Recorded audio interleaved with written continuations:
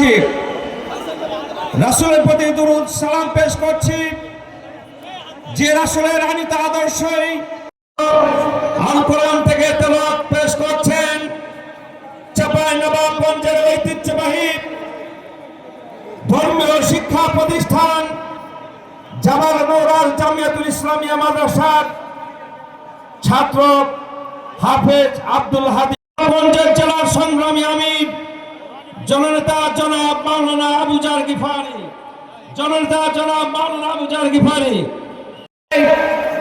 আমাদের ভাই এবং বোনদের আগমনের মাধ্যমে চাঁপাইনবাবগঞ্জ আজকে মুখরিত হয়েছে দাঁড়িপাল্লার স্লোগানে। আমরা আজকে আমাদের মাঝে আজকের